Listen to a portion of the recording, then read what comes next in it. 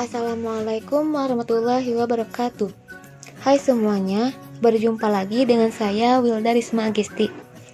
Di sini saya akan memaparkan materi tentang macam-macam konsep kurikulum dan pengembangannya. Langsung saja ke materi inti. Yang pertama, di sini saya akan membahas model konsep kurikulum. Model konsep kurikulum sangat mewarnai pendekatan yang diambil dalam pengembangan kurikulum. Sebagai kajian teoritis, model konsep kurikulum merupakan dasar untuk pengembangan kurikulum. Atau dengan kata lain, pendekatan pengembangan kurikulum didasarkan atas konsep-konsep kurikulum yang ada. Model konsep kurikulum sangat berkaitan dengan aliran pendidikan yang dianut. Aliran pendidikan dapat dibedakan menjadi 4, yaitu yang pertama, pendidikan klasik yang menggunakan model konsep kurikulum subjek akademis. Yang kedua, pendidikan pribadi yang menggunakan model konsep kurikulum humanistik. Yang ketiga, teknologi pendidikan yang menggunakan kurikulum teknologi. Dan yang terakhir, pendidikan interaksionis yang menggunakan model konsep kurikulum rekonstruksi sosial. Kemudian ke B, ada macam-macam konsep kurikulum. Yang pertama, ada kurikulum subjek akademis. Kurikulum ini lebih mengutamakan isi pendidikan. Belajar adalah berusaha menguasai ilmu sebanyak-banyaknya. Orang yang berhasil dalam belajar adalah orang yang menguasai seluruh atau sebagian besar isi pendidikan yang diberikan atau yang disiapkan oleh guru.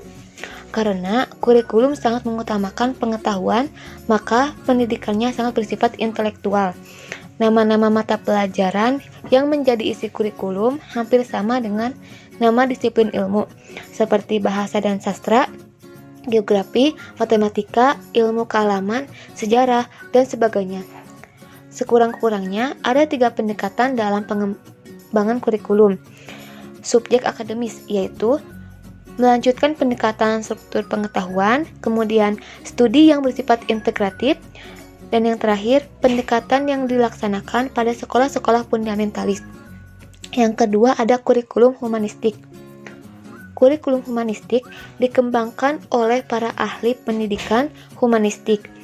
Kurikulum ini berdasarkan konsep aliran pendidikan pribadi atau personalized education, yaitu Johann Dewey Progressive Education dan J.J. Rousseau Romantic Education.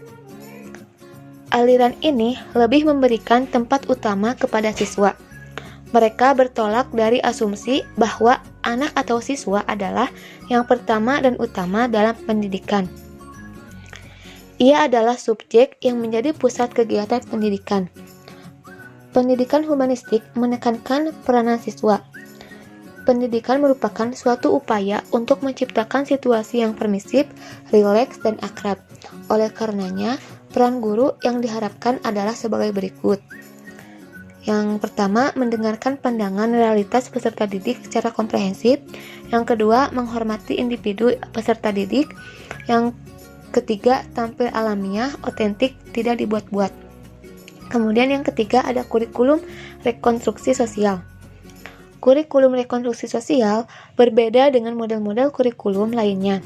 Kurikulum ini lebih memusatkan perhatian pada problema-problema yang dihadapinya dalam masyarakat. Kurikulum ini bersumber pada aliran pendidikan interaksional. Menurut mereka, pendidikan bukan upaya sendiri, melainkan kegiatan bersama, interaksi, kerjasama. Kerjasama atau interaksi bukan hanya terjadi antara siswa dengan guru, tetapi juga antara siswa dengan siswa, siswa dengan orang-orang di lingkungannya, dan dengan sumber belajar lainnya. Melalui interaksi dan kerjasama ini, siswa berusaha memecahkan problema-problema yang dihadapinya dalam masyarakat menuju pembentukan masyarakat yang lebih baik. Pandangan rekonstruksi sosial di dalam kurikulum dimulai sekitar tahun 1920-an. Harold Urk mulai melihat dan menyadarkan kawan-kawannya bahwa selama ini terjadi kesenjangan antara kurikulum dengan masyarakat.